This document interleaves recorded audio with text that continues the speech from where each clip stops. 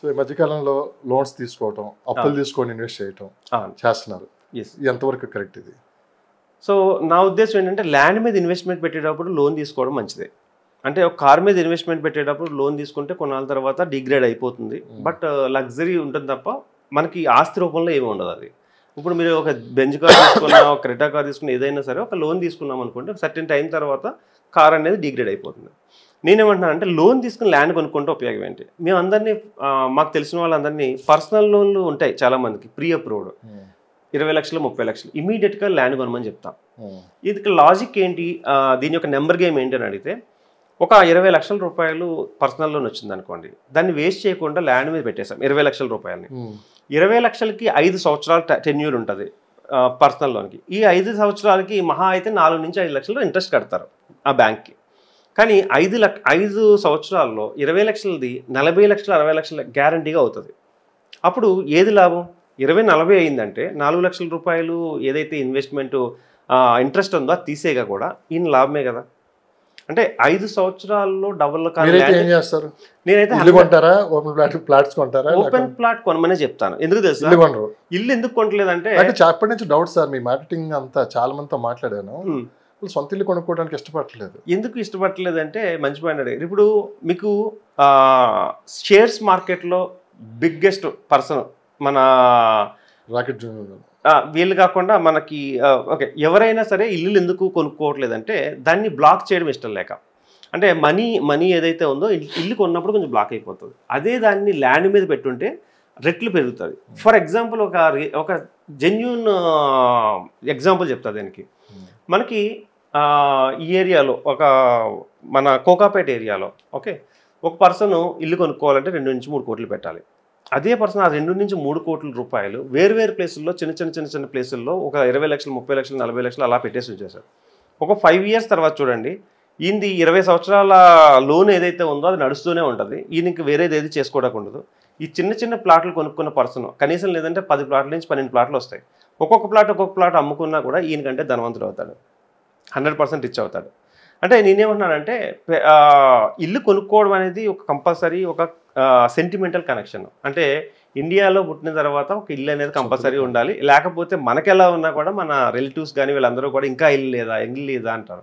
So నేనేమన్నా అంటే ఇల్లు తీసుకున్నప్పుడు తీసుకోవచ్చు, బట్ తక్కువ బడ్జెట్లో ఉన్న ఇల్లు ఏదైనా తీసుకుని మనం ఉండడానికి ఓకే లగ్జరీగా ఉండాలంటే నా ఉద్దేశం ప్రకారం మంచి రెంటల్ ఇంట్లో ఉండి ఆ ఇంటిని రెంట్కి ఇచ్చుకుని రెంటల్ ఇంట్లో ఉండి ల్యాండ్స్ మీద ఎవరైనా ఇన్వెస్ట్ చేయగలిగితే చాలా బాగుంటుందండి. ఎందుకంటే ల్యాండ్ మీద పాయింట్ సూపర్ పాయింట్ సార్. ఈ మధ్య సాఫ్ట్వేర్ ఫీల్డ్ బాగా పెరిగిపోయిన తర్వాత అన్ని చూస్తున్నారు. అసలు హైదరాబాద్ ఫస్ట్ అడిగేది హైదరాబాద్ ఇల్లు ఉంది అని అడుగుతున్నారు. సగం ఈ ఒత్తిడితోనే ముందు ఇల్లు కొనేస్తున్నారు, ఆ తర్వాత ప్రాబ్లమ్స్ లోకి ఇరకపోతున్నారు. కరెక్ట్ అండి, నిజమే కదా? అది ఎంత నిజం అంటే ఇల్లు అనేది ఏంటంటే మీ సొంతింటి కళ. 20 సంవత్సరాలు పెద్ద గుదిబండని మెళ్ళ వేసుకుని నడవడం. Yes sir, correct. అది ముందుకు ఎలా వెళ్ళగలుగుతాం? పెద్ద గుదిబండ ఉంది, ముందుకు మనం వెళ్ళవద్దు. అది వెళ్తే మనం ముందుకు వెళ్ళాలి. డబ్బులు వచ్చినా కానీ చివరికి మిగిలేదు లాస్ట్కి ఏమి ఉండదు. ఇంకేమవుతుందంటే ఈఎంఐ కట్ అయిపోతుంది. 1 లక్ష రూపాయల శాలరీ 50,000 40,000 ఈఎంఐ కంపల్సరీ కట్ అయిపోతుంది. కానీ మనకు లైఫ్ టైం ఒకేలా శాలరీ వస్తుందంటే రాదు. మనం హెల్త్ బాగోక నెల ఆగిపోతే శాలరీ ఆగిపోతుంది. మరి అప్పుడు ఏం చేస్తారు వీళ్ళు? లేదా ఇప్పుడు మీరు చూస్తూనే ఉన్నారు, రెసిషన్ వచ్చింది, చాలా మంది సాఫ్ట్వేర్ జాబులు పోయినాయి. సో ఇలాంటి టైంలో వాళ్ళు వేరే పని చేయలేరు. ఎందుకంటే ఇప్పటి వరకు సాఫ్ట్వేర్ ఫీల్డ్లో ఉన్న వాళ్ళు సడన్గా వచ్చేసి ఏదైనా పని చేయమంటే లాజిక్ ఉంది. ఇల్లు కూడా అమ్ముకోలేరు. ఇల్లు అమ్ముకోలేరు. ప్లాట్ అంటే అమ్మవచ్చు కానీ ప్లాట్ అమ్మేశారు అనుకుంటారు. ఇల్లు అమ్మిన అదో సెంటిమెంట్. ఇంకోటి పరుగు పోతుందన్న ఫీలింగ్ ఉంటుంది. అంటే కొన్నాడు అమ్మేశాడు అంటే చాలు. అంటే నేనేమంటున్నానంటే ఇల్లు కొనాలి అనేది ఎప్పుడు కొనాలంటే ఒక 5-6 ప్లాట్లు ఉన్న తర్వాత ఇల్లు కొనుక్కోవడం మంచిది. అప్పుడు ఏమవుతుందంటే ఒక భరోసా ఉంటుంది. ఇక్కడ ఇల్లు కొన్నా కూడా ఏమైనా ఇబ్బంది అయితే మీరు అన్నట్టు మధ్యలో ఎక్కడైనా ఇష్యూ వచ్చి జాబ్ ప్రాబ్లమ్ ఏదైనా వచ్చి 2-3 సంవత్సరాలు అయితే ఒక ప్లాట్ తీసేస్తే 30-40 లక్షలు వస్తుంది, హ్యాపీగా అలా పెట్టుకుంటే మళ్ళీ టెన్షన్ పడ్డాను. సో నా ఒపీనియన్ ఏంటంటే టార్గెట్ 5 అనేది నేను ఎక్కువ మంది చెప్తాను. 5 ప్లాట్లు ఉన్న తర్వాత ఇల్లు కొనుక్కోండి. కానీ చాలా మంది ఏంటంటే ఒక ప్లాట్ కూడా కొనకుండా చెప్పుకోవడానికి సాఫ్ట్వేర్ ఇంజనీర్ అవును అని ఎవరినో మెప్పించడానికి ఇల్లు కొనటం మనకి కొని తెచ్చుకున్న కష్టాలు. ఇంకొకటి చెప్తా చూడండి, ఇల్లు కొనడం ఒక ఎత్తు అయితే దానికి ఇంటీరియర్ చేయించడానికి 20 లక్షలు 15 లక్షలు పెడుతున్నారు. 20 లక్షలు ఒక మిడిల్ క్లాస్ పీపుల్ లగ్జరీకి పెట్టడం అనేది ఎంతవరకు కరెక్ట్? పెట్టొచ్చు, బట్ ఏంటంటున్నానంటే ఎక్కువ ప్లాట్స్ ఇవన్నీ కొన్న తర్వాత పెట్టడే కరెక్ట్. ఒక 20 లక్షలు అనేది ఇప్పుడు తెలియదు, ఎందుకంటే అందంగా ఉంటుంది ఇల్లు. ఫస్ట్ కొత్తగా వచ్చిన వాళ్ళు అందరూ పొగుడతారు, ఎంత బాగా చేయించావు, ఎన్ని కోట్లు అయింది, ఎన్ని లక్షలు అయింది అని చెప్పుకోవడం బాగుంటుంది. 20-40 అని చెప్పుకోవచ్చు. బట్ రేపన్న రోజుని దానికి ₹1 కూడా వాల్యూ ఉండదు. దెన్ అప్పుడు అర్థమవుతుంది ఆ 20 లక్షలు ఉండుంటే, ఆ 20 లక్షలు తీసుకెళ్ళి ఎక్కడైనా పెట్టుంటే ఇప్పుడు నాకు లక్షల్లో డబ్బు పెరిగేది అని అనుకుంటారు. నేను అనేది ఏంటంటే జాబ్ చేస్తూ సాఫ్ట్వేర్ ఇంజనీర్స్ మానసిక ఒత్తిడి గురవట్లేదు. అవును, ఇవన్నీ తగిలించుకొని అంటే ఒక ఈఎంఐ కల్చర్ వచ్చేసి మనిషిని ప్రశాంతత లేకుండా పోయింది. మన పేరెంట్స్ ఒక్కసారి బ్యాక్కి వెళ్దాం. మన పేరెంట్స్ ఎప్పుడైనా ఇంత టెన్షన్ పడ్డారా? ₹10,000 సంపాదించుకున్నా కూడా ఇంకా మిగిలే 2,000 మిగులుతాయి. ఎందుకంటే అప్పుడు ఈఎంఐ అనే ఆప్షన్ లేదు. డబ్బులుంటే కార్ కొనుక్కున్నాం, డబ్బులుంటే స్కూటీ కొనుక్కున్నాం, డబ్బులుంటేనే ఏదైనా కొనుక్కున్నాం. అంటే డబ్బులు పోగు చేసుకుని కొనుక్కోవడం అనేది ఒక ఆర్ట్. ఇప్పుడు ఏంటంటే ₹1 ఇస్తే ఏసీ ఇస్తున్నాడు ఒక కంపెనీ వాడు. అదే మీరు కార్ డౌన్ పేమెంట్ మీకు 25 లక్షల కార్ కొన్నా ₹50,000 ఇస్తే కార్ ఇచ్చేస్తున్నాడు. అంటే ఇక్కడ ఆనందం ఏంటంటే ఇలా వెళ్తే అలా వచ్చేస్తుంది. బట్ దీని యొక్క బ్యాక్గ్రౌండ్ మీరు ఇందాక అనుకున్నాం కదా, గుదిబండి ఒకటి తగిలించుకుంటున్నట్టు. ఒకటి హౌస్ది, ఒకటి కార్ది, ఒకటి ఇల్లుది. అంటే బ్యాంకులు ఏం చేస్తున్నాయంటే, తప్పగా అనుకోవద్దు బ్యాంకులు, ఏంటంటే మీ డబ్బులు 50,000, 60,000, లక్ష దానికి సరిపడి ఈఎంఐని సెట్ చేసి పెడుతున్నాయి. అంటే ఆ ట్రాప్లోకి మిమ్మల్ని తీసుకెళ్తాయి 100%. అమెజాన్లో మనం ఈ రోజు కొనకపోతే FOMO అంటారు దీన్ని, ఫియర్ ఆఫ్ మిస్సింగ్ అవుట్ అనేది క్రియేట్ చేస్తారు. FOMO. ఇప్పుడు అమెజాన్లో ఈ రోజు 21 days అదే బిగ్ బిలియన్ డే, ఇంకో డే అనేది వచ్చి ఎందుకు పెడతారంటే ఆ రోజు మిమ్మల్ని ఏదోలాగా ఇన్ఫ్లుయెన్స్ చేసి కొనిపించేస్తారు. అంటే రేపైతే 20,000ది 30,000 అయిపోతుంది, ఇవాళ కొనుక్కుంటే 20,000. బట్ ఈ ఫియర్ ఆఫ్ FOMOలో మీరు కొనేస్తారు, బట్ 12 నెలల పాటు ఈఎంఐ అవుతుంది.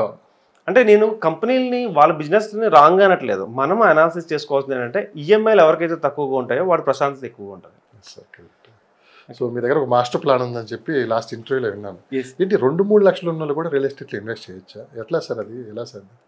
నేను చాలా మందికి ఇప్పుడు ఇదే అవేర్నెస్ తీసుకురాబోతున్నాను. చాలా మంది మిడిల్ క్లాస్ వాళ్ళు డబ్బులు ఇన్వెస్ట్ చేయాలంటే చాలా ఉండాలంట ల్యాండ్ మీద అనేది ఒక కాన్సెప్ట్ ఉంది. ఆ కాన్సెప్ట్ని బ్రేక్ చేద్దామనే ఉద్దేశంతో నేను 2-3 లక్షలకు కూడా ఎలా ఇల్లు లేదా ప్లాట్ కొనుక్కోవచ్చు అనేదాన్ని కాన్సెప్ట్ తీసుకొచ్చాను.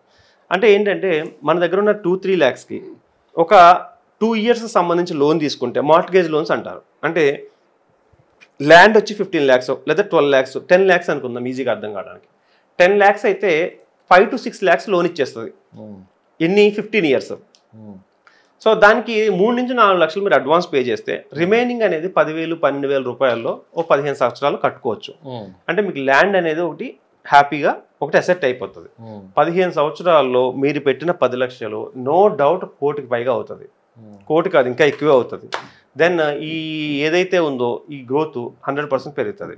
సో ఈ డబ్బులు ఈ 4 లక్షల రూపాయలు మనకు ల్యాండ్ మీద పెట్టకపోయినా దేని మీదనే పెడతాం, బట్ అది వేస్ట్ అయిపోతుంది. నేనేమంటానంటే బడ్జెట్ తక్కువ ఉన్నా కూడా 3 ఆప్షన్స్ ఉంటాయి. మార్ట్గేజ్ ప్లాట్స్ కొనుక్కోండి. మార్ట్గేజ్ ప్లాట్స్కి టైం వస్తుంది అన్నమాట. మార్ట్గేజ్ ప్లాట్ అంటే కొన్ని గవర్నమెంట్ అండర్లో ఉంటాయి. వాటిని ఏంటంటే ఒకేసారి పేమెంట్ చేయట్లేదు, 25%, 50% పేమెంట్ చేస్తారు, మిగతాది 1 year టైం వస్తుంది. ఈ 1 yearలో సేవింగ్స్ నెమ్మదిగా కట్టుకుంటే ప్లాట్ ఓకే అయిపోతుంది. అంటే 2 లక్షలతో కూడా చేయొచ్చు. నా దగ్గర ఒక ఇంతకుముందు కేస్ స్టడీ అంటే 1 lakh కూడా పర్సన్ మనకి తీసుకున్నారు లోన్. ఎలా తీసుకున్నారు అంటే హస్బెండ్ అండ్ వైఫ్ ఒక కార్పొరేట్ కంపెనీలో జాబ్స్, ఇద్దరికి 1,50,000 శాలరీ. వీళ్ళు సరదాగా చూడటానికి వచ్చారు, కానీ కొనాలని ఇంట్రెస్ట్ ఉంది. వాళ్ళు ముందే చెప్పారు ఓపెన్గా, మా దగ్గర డబ్బులు లేవు, చూడాలనుకుంటున్నాం కానీ కొనాలని మనసు ఉంది అన్నారు. అయితే ఇప్పుడు మీ దగ్గర ఎంత ఉందంటే అసలు ఏమీ డబ్బులు లేవండి, సేవింగ్స్ ఏం లేవు, పిల్లలు ఉంటారు కాబట్టి సరిపోతున్నాయి మా అయ్యి అన్నారు. కాకపోతే ఈఎంఐలు లాంటివి కట్టుకోగలరా అంటే పర్లేదు, మా ఇద్దరు ఈఎంఐలు కట్టైనా పర్లేదు అన్నారు. నేనేం చెప్పానంటే ఒక ప్లాట్ వాళ్ళకి సెలెక్ట్ చేసి పెట్టా, 202 square yards 30 lakhs అవుతుంది. 1 lakh పేమెంట్ చేసి మీరు వెళ్ళిపోండి అని చెప్పాం. వాళ్ళకి చెప్పింది ఏంటంటే హస్బెండ్ అండ్ వైఫ్ 1.5లో వాళ్ళకి ఓన్లీ హౌస్ లోన్ తప్ప ఏది లేదు.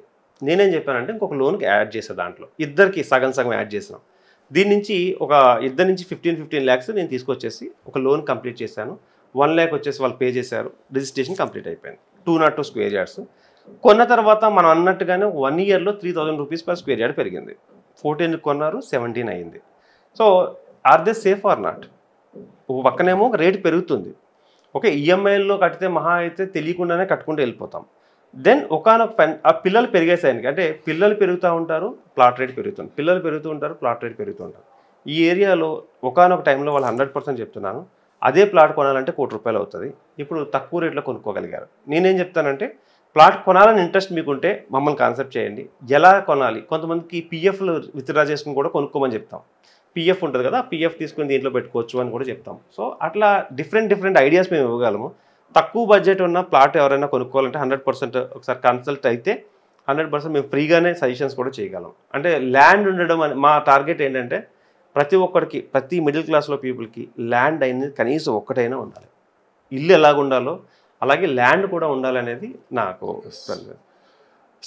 రెడీ అండి. ఆర్యన్ గారు, థ్యాంక్ యూ సో మచ్. చాలా ప్రశ్నలు ఉన్నాయి, మరొక ఎపిసోడ్తో వెళ్దాం. చాలా సమయం అయిపోయింది ఇప్పుడే. మీ నెంబర్ ఎత్తుకోవడానికి నాకు చాలా టైం పట్టింది. చాలా మంది మీతో మాట్లాడాలనుకుంటున్నారు. ఒకసారి మీ వెబ్సైట్ కానీ మీ వాట్సాప్ నెంబర్ కానీ ఇస్తే చాలా మంది కాంటాక్ట్ అవ్వాలనుకుంటున్నారు. తప్పకుండా. మీ సజెషన్ కూడా చాలా మంది అడుగుతున్నారు. నేను కామెంట్స్ కూడా చదివాను కొన్ని, మీరు వేరే ఛానల్స్లో ఇచ్చిన ఇంటర్వ్యూ. సార్ మీ డీటెయిల్స్ అని చెప్పగలరు? ఓకే, ఆర్యన్ అండి. నేను రియల్ ఎస్టేట్ అనలిస్ట్ని, asset management expert, NRI portfolio మేనేజర్ని. ఎవరైనా ల్యాండ్ ఇన్వెస్ట్మెంట్ చేసే ముందు సజెషన్స్ కావాలంటే 100% ఫ్రీ కన్సల్టెన్సీ అనేది టైం బేస్ చేసుకుని 100% చేయగలం. నెంబర్ వచ్చేసి 9391151121. సో ఈ నెంబర్ కాల్ చేస్తే సో మా ఎక్స్పర్ట్స్ మీ డీటెయిల్స్ అనేది తెలుసుకుంటారు. 100% నేను పర్సనల్గా మీతో ఒక టీమ్ మీట్లో కానీ లేదంటే జూమ్లో కానీ లేదంటే ఎలా అయినా మీతో కనెక్ట్ అవుతాను 100%. మీకు ఎన్ని డౌట్లు ఉన్నా ఒక రోజు పేపర్ మీద రాసి పెట్టుకుంటే హ్యాపీగా అన్ని ప్రశ్నలకు సమాధానం చెప్పడానికి నేను రెడీగా ఉన్నాను. థ్యాంక్ యూ అండి. హ్యాపీ. ఎస్పెషల్లీ ఎన్ఆర్ఐ కోసం టైమింగ్ ఏమైనా పెడతారా? సో ఎన్ఆర్ఐస్ ఒకవేళ ఎవరైనా ఉన్నట్టయితే 100% వాళ్ళు మీకు వీలైన టైం కనుక వాట్సాప్లో మీరు చేయగలిగితే ఆ టైంకి 100% ఒక డేట్లో వీక్లో ఒక రోజు కంపల్సరీ మీకోసం స్పెండ్ చేయడం జరుగుతుంది. సో 100% మీకు కావాల్సిన సజెషన్స్ అనేది నేను ఇవ్వగలనండి. Thank you sir. Thank you so much. మరొక ఎపిసోడ్తో మళ్ళీ కలుద్దాం. Thank you so much.